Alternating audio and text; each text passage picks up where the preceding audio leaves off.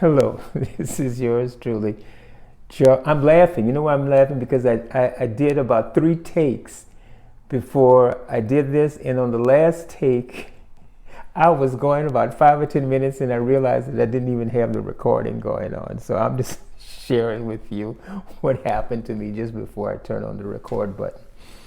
Anyway, my name is Charles Prosper, and if you don't know who I am and what I do, I help you to become more consistent to achieve your most important goal and goals through this series of Success Through Consistency that I offer as daily uploads of videos on health, happiness, success, love, prosperity, and money on a daily basis, because I am committed to helping you to achieve your most important goals.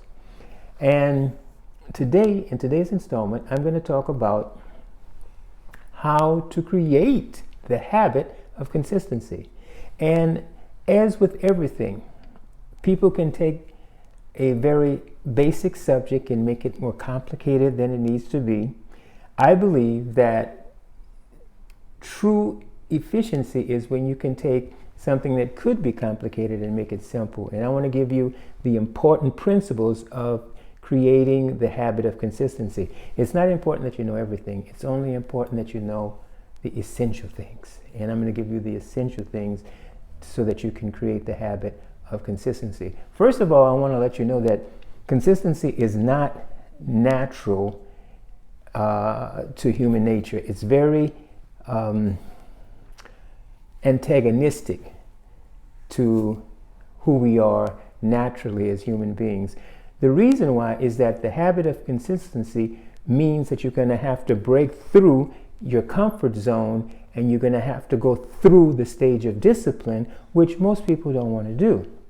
But the beautiful thing about developing the habit of consistency is that once you break the comfort zone, once you go beyond a certain period and stage, discipline dissipates, because discipline is only a temporary phenomena in the beginning stages. After you have done something on a daily, consistent basis for 1 or 2 weeks without fail, you will notice that the effort is less and that discipline dissipates, and that it's becoming more of what you would call a routine, or more of who you now are becoming, so that you get to the point where you do something long enough and consistent enough, you begin to look forward to doing it, and you begin to enjoy doing it. For example, if your goal is to go to the gym and develop a healthy, strong, good-looking physique, well, in the beginning, you may go kicking and screaming.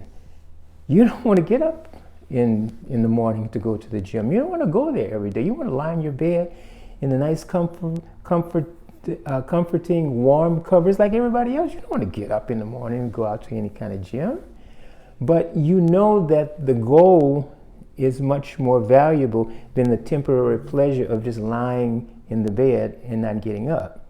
So in spite of the tendency for you to seek the comfort zone, knowing the value of what it is that you want to do, you force yourself to do what you need to do, at least in the initial stages, until it becomes a habit.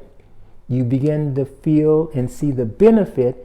You begin to enjoy the fact that you have continued, and then it becomes something enjoyable that you become used to, and you don't want to stop. One of the key things in making consistency a habit is same time, same place. If at all you can practice what you need to do that has to be done on a daily basis at the same time in the same place, you're way ahead of the game. Regularity helps the whole principle of consistency.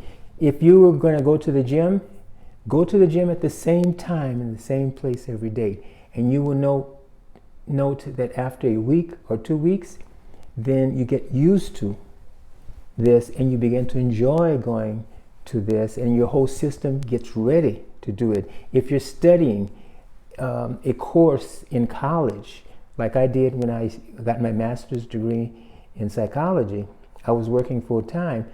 I had to juggle a schedule such that I can do it in a way that it was efficient. So I selected a certain time of day that I studied in a certain place. And the certain time and the place of power after 2 or 3 weeks became something that I automatically understood is what I had to do, and there was no resistance. So the discipline in the initial stages was no longer there. And discipline usually will push against you about the first couple of weeks. There about the 3rd week, it weakens to the point where it's becoming a natural part of who you are. So keep in mind, same time, same place is one of the key things to overcome the resistance to being consistent, because the resistance is part of breaking the comfort zone. Now, in the initial stages, you will have to force yourself. Moods are not your friend. Moods come and go. You have to decide who you are and who you want to be, not what your mood is telling you that you feel like doing. What does not feel like doing something that you need to do have to do with anything? You have to tell your thoughts what to think and your feelings how to feel. So in the initial stages, you will force yourself, at least for the first 1 or 2 weeks. And then after that, it will become a normal, natural part of who you are. You will feel like doing it. It will be enjoyable. It will be something that you don't want to quit. And the more that you do it, once you break 30 days, the more it becomes a habit. And what a habit is, it's something that you want to do. So as you can see, discipline is only a temporary phenomenon. It only exists in the initial stages. After you have gone beyond the resistance stage, which is usually in the first 2 or 3 weeks, the discipline dissipates. It becomes a natural routine and you want to do it more than anything else. Another key thing in creating the habit of consistency, stuff happens. Life happens. You may have planned something perfectly to happen on a particular day that you're going to study at the same time, same place, and the lights may go out and you can't study. The power may go out.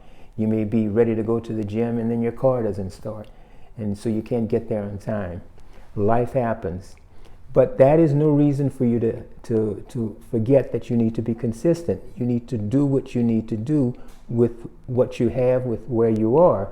So, for example, if you are about to study and the lights go out and they come on again an hour later and you only have 10 or 15 minutes, take those 10 or 15 minutes and do what you can with them.